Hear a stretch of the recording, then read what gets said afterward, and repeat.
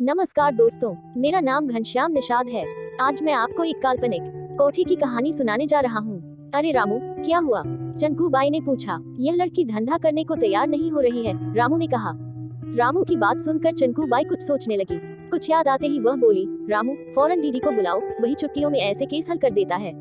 दीदी उर्फ दामोदर गाँव का एक सीधा साधा नौजवान था। गाँव के ऊंचे घराने की लड़की से उसे इश्क हो गया था। वह लड़की भी उसे बहुत प्यार करती थी, लेकिन उन दोनों के प्यार के बीच दौलत की दीवार थी, जिसे दामोदर तोड़ न सका। दामोदर के सामने ही उसकी प्रेमिका किसी और की हो गई। उस दिन दामोदर बहुत रोया था। उसे एहसास हो गया था कि दौलत के बिना इंसान अधूरा है। उसके पास दौलत होती तो शायद उसका प्यार नहीं बिछुड़ता। अपने प्यार का घरौंदा उजड़ते देखकर दामोदर ने फैसला किया कि वह बहुत दौलत कमाएगा, चाहे यह दौलत पाप की कमाई ही क्यों न हो। इश्क में हारा दामोदर घर में अपने माँ बाप से बगावत करके शहर में दौलत कमाने का सपना लेकर मुंबई आ गया। मुंबई में दामोदर बिल्कुल अकेला था। काम की तलाश में वह बहुत भटका, मगर उसे काम नहीं मिला। एक दिन दामोदर की मुलाकात रामू से हो गई। दामोदर ने उसे अपनी आपबीती सुनाई तो रामू को अपनापन महसूस हुआ। वह बोला, मैं तुम्हें काम दिला सकता हूँ, पर उस काम में जोखिम बहुत है और पुलिस का डर भी है। मुझे सिर्फ पैसा चाहिए, काम चाहे कितना भी खतरनाक ही क्यों न हो। दामोदर की बात सुनकर रामू ने एक बार उसे ऊपर से नीचे तक देखा। वह समा चुका था कि दामोदर के सिर पर दौलत कमाने का भूत सवार है। इससे कुछ भी काम कराया जा सकता है। रामू दामोदर को लेकर चंकू बाई के कोठे पर पहुंचा। चंकू बाई ने दामोदर से बात की, फिर उसे एक वैन दे दी, जिससे वह लड़कियां सप्लाई करने लग पड़ा। इस काम में दामोदर को अच्छी खासी रकम मिलती थी। अब रामू व दामोदर एक साथ रहने लगे थे। उन दोनों में गहरी दोस्ती भी हो गई थी।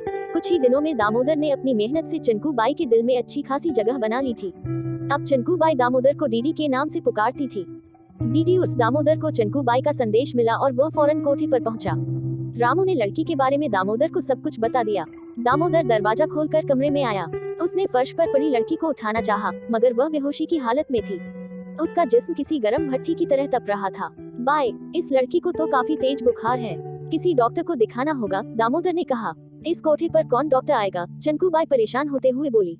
फिर रामू ने पूछा, ठीक है बाई, मैं इस लड़की को घर ले जाता हूँ, वहाँ किसी डॉक्टर को दिखा लूंगा। जब यह ठीक हो जाएगी तो कोठे पर ले आऊंगा, दामोदर बोला। दामोदर की बात से रामू और चंकू बाई दोनों राजी थे। दामोदर लड़की को अपने घर ले आया। उसका घर बहुत छोटा था। उसके साथ लड़की देखकर मोहल्ले वाले यह समझे कि शायद यह उसकी बीवी है। डॉक्टर ने आकर लड़की को दवाएं दे दी। बुखार उतर नहीं रहा था। दामोदर पूरी रात उस लड़की के माथे पर पट्टियां रखता रहा। दामोदर की मेहनत रंग लाई। सुबह लड़की को होश आ गया। दामोदर ने उसे कुछ दवाएं खाने को दी।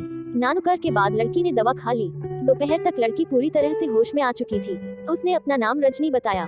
बचपन में ही उसके पिता की मौत हो चुकी थी। रजनी की मां ने बेटी को पालने के लिए दूसरी शादी कर ली। शादी के कुछ साल बाद ही रजनी की मां की मौत हो गई। मां की मौत के बाद से ही रजनी के सौतेले बाप ने उसे तंग करना शुरू कर दिया था। पिता से आजिज हो चुकी रजनी गांव के एक नौजवान को दिल दे बैठी। उस नौजवान ने रजनी को शहर की चमकदमक की सुनहरे सब्ज बाग दिखाए। वो रजनी को बहला फुसला कर शहर ले आया और धोखे से कोठी पर बेच दिया था। दामोदर ने रजनी की कहानी बड़े गौर से सुनी। आज तक उसने जितनी भी लड़कियों को धंधे में उतारा था, उनमें से किसी की भी कहानी नहीं सुनी थी। थोड़ी देर के बाद दामोदर दरवाजे पर बाहर से ताला लगाकर खाना लेने होटल चला गया। कुछ देर बाद ही दामोदर खाना लेकर लौटा। रजनी ने खाना खाया, उसके बाद वह तख्त पर लेट गई। दामोदर भी फर्श पर चटाई बिछाकर पुराना सा कंबल लेकर लेट गया। रजनी की सेहत दिन ब दिन सुधरने लगी थी। दामोदर रोज घर के बाहर ताला लगाने के बाद कोठी पर जाकर चंकू बाई को रजनी की सेहत के बारे में बताता था। एक दिन दामोदर जल्दी में बाहर से ताला लगाना भूल गया। जब वह शाम को घर लौटा तो उसने खुला दरवाजा देखा। उसके मानो होश उड़ गए। उसे अपनी गलती का एहसास हुआ, लेकिन रजनी घर पर ही थी।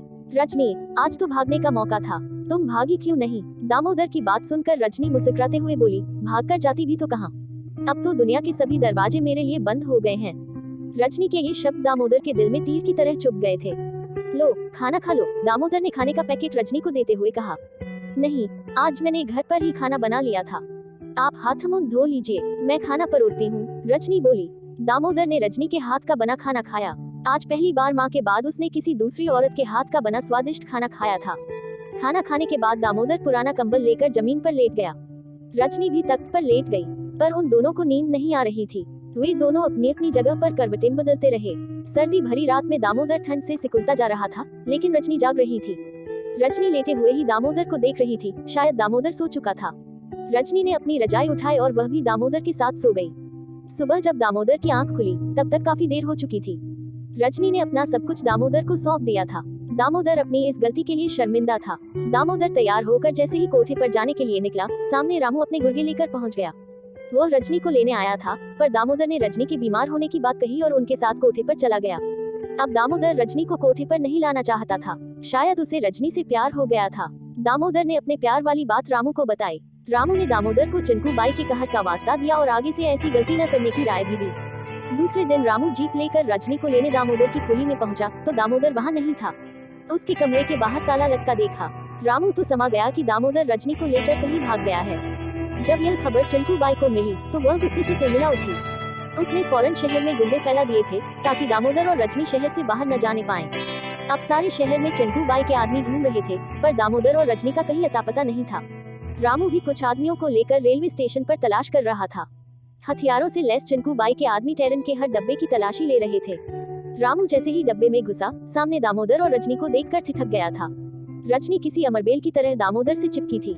रामू को देखकर वह कांप उठी। दामोदर भी रामू की आंखों में आंखें डाले देख रहा था। उधर ट्रेन चलने के लिए हॉर्न दे रही थी। रामू, वे इस डब्बे में हैं क्या? चंकू बाई के किसी आदमी ने चिल्लाकर पूछा। नहीं, इस डब्बे में कोई नहीं है, चलो कहीं दूसरी जगह ढूंढें। रामू की यह बात सुनकर दामोदर और रजनी की जान में जान आई। रामू टेरन से नीचे उतर गया था। वह खिड़की के पास से गुजरते हुए बोला, जाओ मेरे दोस्त, तुम्हें नई जिंदगी मुबारक हो। तुम दोनों हमेशा खुश रहो। इस दलदल से निकलकर एक नई जिंदगी जियो। टेरन चल चुकी थी। दामोदर ने खिड़की से बाहर देखा। रामू जीप स्टार्ट करके चंकू बाई के आदमियों के साथ दूर जा चुका था।